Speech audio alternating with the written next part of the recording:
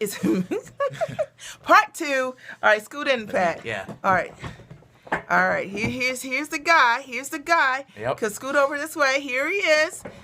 He is Patrick Redrick, and this is my son, Patrick. I am Mia Redrick. I'm the mom strategist. For those of you who don't know me or just joining me, I support mostly moms with life and business success. Now, today I thought it would be cool. The kids are going back to school tomorrow, and I thought that. I thought it would be kind of cool to give you an opportunity to meet my son, my oldest son, Patrick Redrick. I coach mostly moms with life and business success. I've coached over 400 clients. 112 are authors, and half of them are #1 Amazon bestsellers. But of all the things I've ever done, one of the greatest accomplishments I've ever had in my life is being a mom. And don't look so sad, Patrick. Don't look so sorry. sad. And that's Anisha Durant now. Homework. He's doing homework. Okay. So I want to take a minute and introduce you to Patrick. He is 17 years old. He is a rock star. He is an A student as well. He's a fencer. Does track. And he does speech and debate. Hey there, Charlotte. Good to see you. Patrick, say hi to everybody. Hey guys. Out there. So you want to take a minute and introduce yourself? Yeah. Like she said, I'm Patrick. I'm 17. I go to Loyola Blakefield, and it's Look right there. It's been a great year. I'm part of a speech team at Loyola, and it's just really fun because I've found something I really like to do. I've been speaking at tournaments basically every weekend. I'm surprised you can take me to all those, but it's just been a great time. And I think what Mom's gonna start talking to you guys about is the fact that what am I going to talk to him about?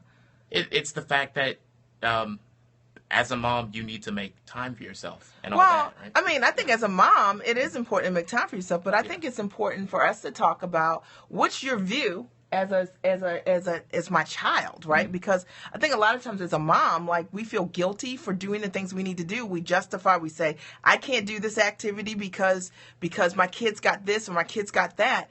And at some point in motherhood, it's about balancing. Your kids know that you love them. If you sow 90% of the seeds that you are sowing to your kids, they know that you love them, and it's okay to pursue your dream. And I wanted you just to take a minute and talk to them, just in your own way, Patrick, no pressure, about what does it feel like? Do you feel like when mommy is pursuing her dream that you feel neglected in some way? No. No. Okay. Because you've been around here for the longest. I mean, okay. Okay, yeah. I think that, and what Mom does in trying to pursue what she does, I think a lot of people think that if they tried to do what Mom did, they'd basically lose themselves, and they wouldn't find time for themselves, and they wouldn't be able to do what they really wanted to do. But Mom does that, and because she does that, I think you guys know Mom. She's not stressed, and she's just free to do whatever she wants. She feels like good. A bird. I'm doing my Patti LaBelle. And I think that really helps her. Well, I think, do you feel that because in any part of my journey, because mommy's been pursuing her dream, right? Do you feel like as a result of that, that's giving you permission to pursue your own dream? Like, you tell us how? I mean, Patrick has grown up with two parents who are full-time entrepreneurs. So he has never, ever seen his parents work jobs, right? Is that true? Yeah, I've never seen you work a job. He's never seen us work a job. Like, his parents are full-time entrepreneurs. And how does that impact you in terms of who you are? Like, how do you look at what you're going to do? What do you want to do when you grow up one day? What are you thinking? Well, I think because of what Mom and Dad do, when I look at what I want to do when I'm older, I know I want to own a business. I know I want to own something. I want to have something. And I think the advantage that I have, that they've given me, is that a lot of people, when they think about what they want to do, they think kind of, oh, I want to work for a company, or I want to do this, and that's what they want to do for their lives. But because of Mom and Dad, I don't see the world that way. And I think that's awesome. Isn't that a great gift? It's a great view to give your kids, right? That you can create and own your time. And, everything I like to tell you guys, I like to be able to back it up. What's your passion, or what thing gives you energy? What's your passion, Patrick? What is it that you love to do? Speaking. I love speaking. I mentioned it earlier. I don't know if you heard me earlier, but basically when I started my new school, I go to Loyola. I started something called the forensics team, which is basically a team where you speak and you debate. What are the And I events love that you that. tell me? What Yeah. events do you participate in for Oh. those who are watching who've never heard of it before? What Yeah. how does that work? Okay, so I do a few events. I do impromptu speaking, which is Uh pretty self stop Nick. It's pretty self-explanatory. You get up and you get a topic and you basically speak for 5 minutes. You don't get any preparation. oh, I got it. Uh, I do I do OO, which is basically an event where you create a speech. You write your own speech and you speak it for 10 minutes. It takes a lot of time, but it's really fun. Sorry, guys. And then on top of that, I do an event called Duo, where basically it's a fun event where basically you get a partner, and you kind of put on like a little play or like a skit for Yes. 10 minutes, and it's really cool. But I love doing that, and I've been doing that for the past few years. And are you good at it? Yeah, I. This year has been a really great year for me. This is the lens, right? Yeah, okay. Yeah, this year has been a really great year for me in that every tournament we've gone to, we've gotten at least to quarterfinals. It's been awesome. Okay. And I just want to keep on doing it. And what schools do you travel to do these things? We go all across the country, really. The last college we went to was Yale, I think. Yeah, it was Yale. We go to Yale, Columbia. We've gone to GMU this year. Just a lot of different colleges. Okay. Yeah. All right. So the main thing that I want you guys to understand is that as a moms make every effort to be there, but how do you handle no? Is it a debate, right? So what Patrick is doing currently, we don't get to go because he's traveling on a traveling team with his school, and they fly and they go different places, and sometimes we don't even actually get to see Patrick at all of his tournaments at this level of competition. Isn't that true? Yeah. How do you feel that? Like, do you feel like, because we're not there? I mean, no parents are there, but do you feel like you need us? Do you feel like you need us? Nah. No, I mean, I feel that we have a kind of family that it's supportive enough that I can go to a lot of tournaments and they don't have to be there with me, but I know they support what I'm doing. You text me. Yeah. He sent me like the pictures of Columbia University and what was the other school? You always send me pictures. There's anyway. so many. Okay, all right. So are there any questions for Patrick? I mean, my only point in doing this scope today, I thought that it's easy for me to say, hey, I'm the mom strategist. This is what I do. This is what I do. This is what I do. But this is really what I do. Like, actually what I do is I get to love my family. And as much as I get to grow my life, I get to support people in growing their own. It's the competition and him doing him at this point. At this point, I'm hoping that everything that we've invested into him, that he can understand, he can stand on his own shoulders, right? You can do this thing. Right? And that's what's important, is for your kids to be able to release them in the world and let them know. And hopefully what you've put inside of them, they can rock it up. Right? Isn't it when you say that's true, Patrick? Yeah. Now, do you have any advice what do you see for your post-school future endeavors? What do you see after school, meaning maybe after high school or after college? What do you think you're going to do after that? So now that you know that you like to talk, what do you like to talk about most? Okay, those are two questions you have. Yeah. So post-school, and what do you want to talk about? Okay. Yeah, so when I started speaking, I learned the things that I love to speak about the most, because I know for me, I like to speak about things that I'm passionate about. That's the best way for me to speak. Passion. Alice said the same thing. Yeah, so I learned that I love speaking about really cultural issues, especially in the Black community. I feel passionate about that, and she knows I love talking about that. After college, I see myself traveling. I want to travel the world, but I really want to change the world for the better in terms of how different races perceive each other and how we live with each other. Basically, I want to change the world in that way, and I think if I can do that, I can really make a better world. That's what I want to do. Okay, I Yeah. think you answered both of those questions. Do you guys have any other questions for Patrick? Isn't he awesome? Cultural issues, huh? Like current events?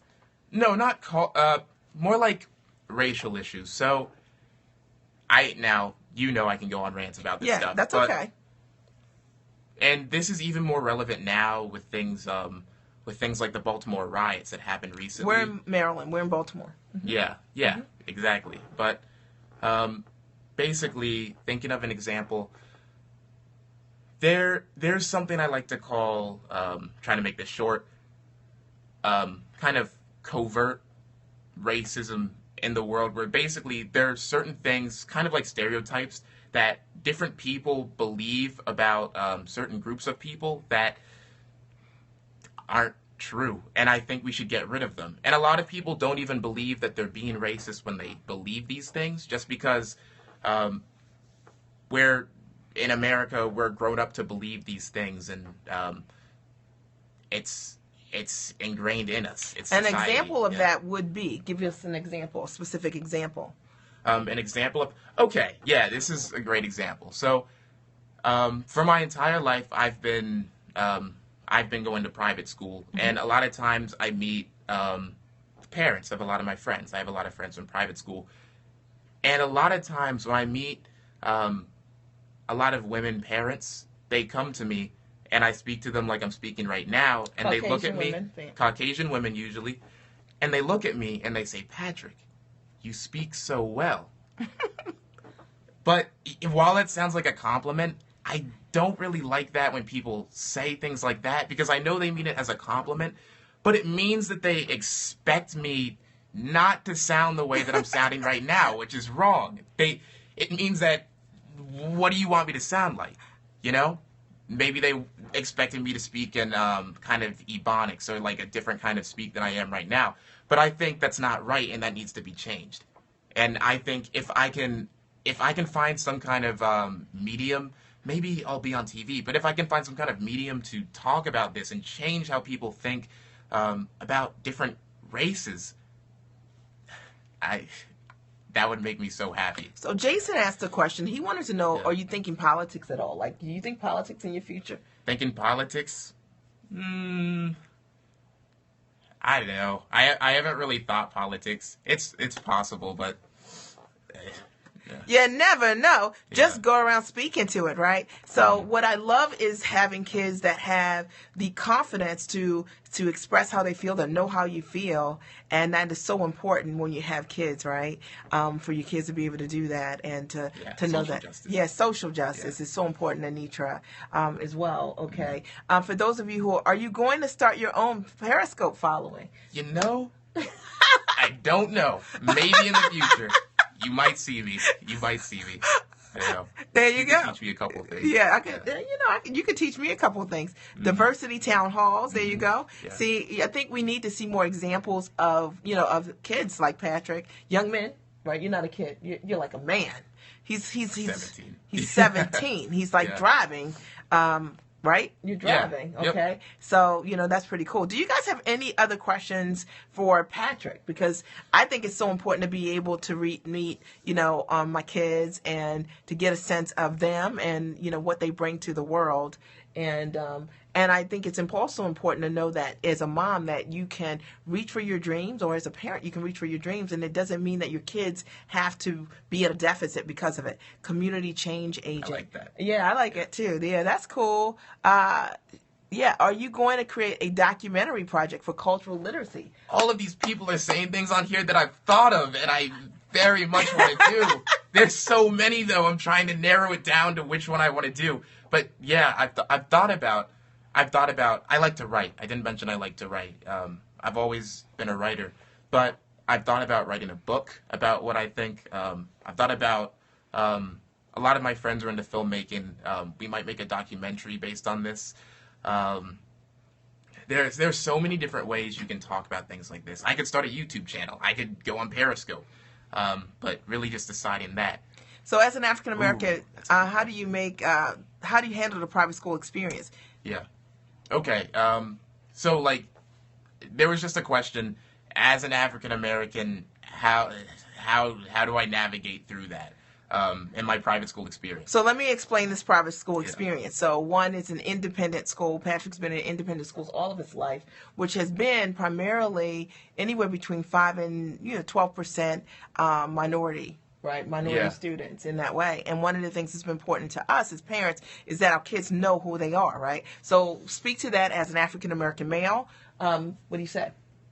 There's so many aspects of it, but there's a lot of my experience in private school as an African American guy is what's inspired me to really talk about what I'm talking about now. Just a lot of things Yes, people Amnesia. say and do. Really, something's happened in kind of American culture that's convinced a lot of African American boys and girls that they need to act a certain way to not even be cool, but they need to act a certain way to be black, right? So you see there are a lot of black kids at my school, but you see a lot of black kids who they come from like wealthy families who they practice like wealthy culture and all that, right? But then they'll purposely act in a way that let's say I'm trying to think of a rapper, but Wiki. some rapper would purposely because they feel like that's how they're supposed to act. Right. And while there's nothing wrong with acting like that per se, I don't think they should feel like they have to act that way in order to be accepted by the community. Because it's not always these kids' faults. A lot of the time, if they don't act like that, Like black has a mold. yeah, right. A lot of times there was a question about code switching or basically switching your dialect or